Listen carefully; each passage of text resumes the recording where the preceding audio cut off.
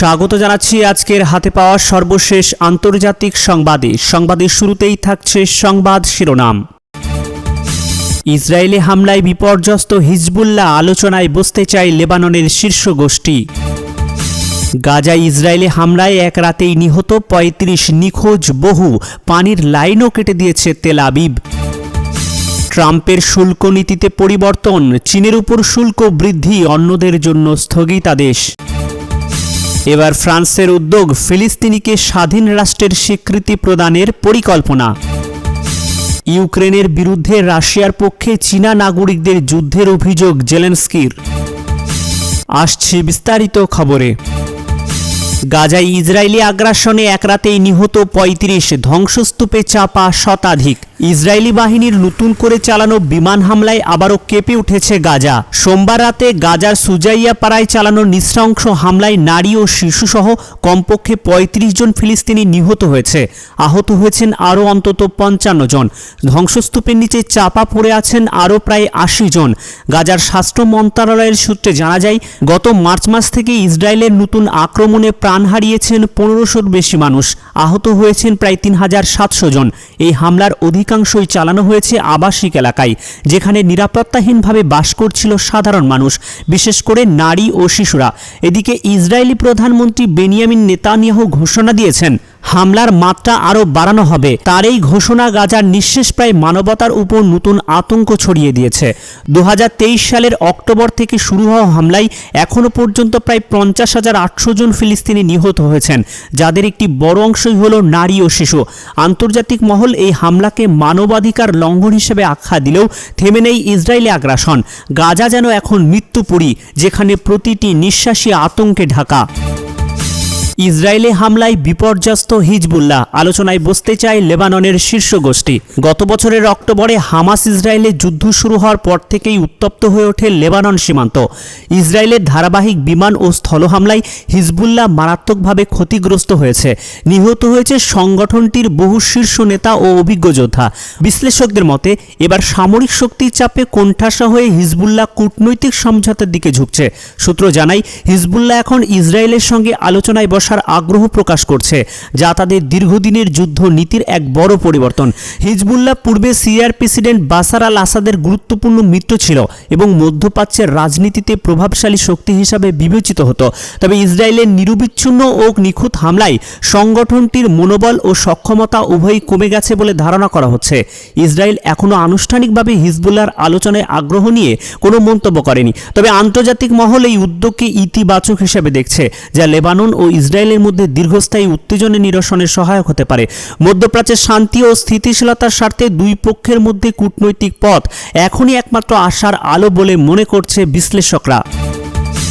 এবার ট্রাম্পের শুল্ক নীতিতে পরিবর্তন, চীনের উপর শুল্ক বৃদ্ধি, অন্যদের জন্য স্থগিতাদেশ।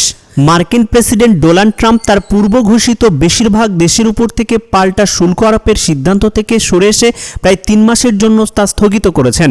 তবে চীনের ক্ষেত্রে তিনি শুল্ক হার ১০৪% থেকে বাড়িয়ে ১২৫% করেছেন, যা তাৎক্ষণিকভাবে কার্যকর হবে। ট্রুথ সোশ্যাল প্ল্যাটফর্মে পোস্ট করা এক বার্তায় ট্রাম্প এই ঘোষণা দেন। তিনি উল্লেখ করেন, বিশ্ববাজারে চীনের অসদাচরণের প্রতিক্রিয়ায় এই সিদ্ধান্ত নেওয়া হয়েছে এবং আশা করেন যে চীন শীঘ্রই বুঝবে যে যুক্তরাজ্য ও অন্যান্য দেশকে ঠকানো আর গ্রহণযোগ্য নয়।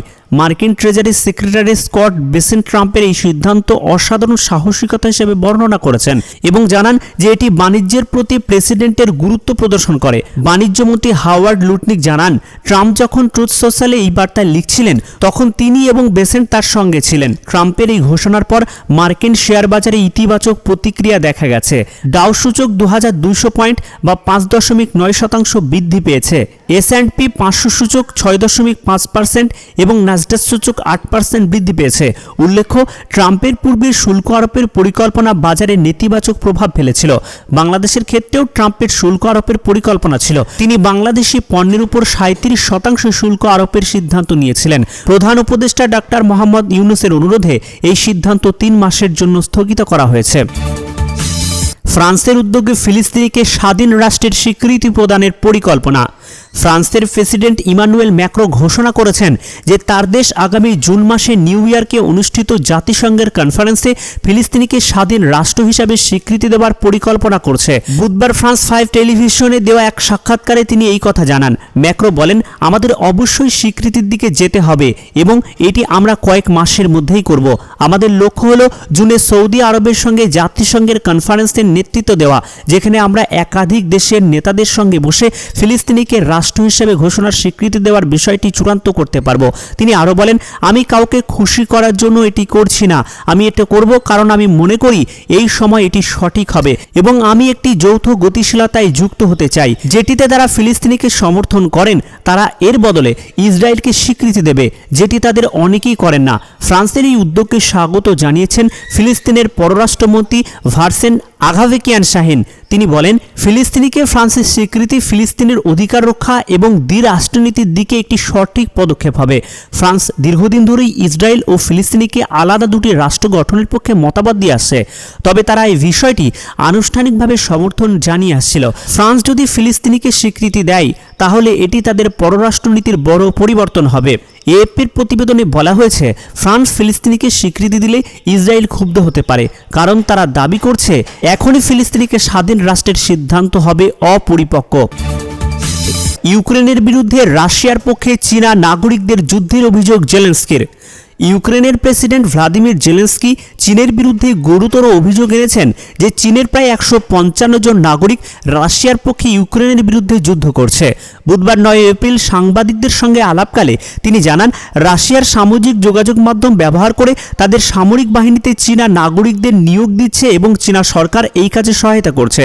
জেলেনস্কি আরও জানান, ইউক্রেনের গোয়েন্দা সংস্থার হাতে এই 155 জনের নাম ও পাসপোর্ট সংক্রান্ত তথ্য রয়েছে এবং ধারণা করা হচ্ছে প্রকৃত সংখ্যা আরও বেশি হতে পারে। তিনি বলেন, কিয়েভ এখন তদন্ত করছে যে এই সব ব্যক্তি চীনা সরকারের কাছ থেকে কোনো নির্দেশনা পাচ্ছে কিনা।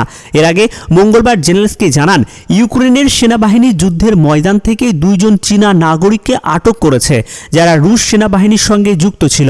তিনি এই 2 চীনা নাগরিকের বিনিময়ে রাশিয়ার কাছে বন্দী থাকা 2 ইউক্রেনীয় সেনাকে ফিরিয়ে আনতে চায়।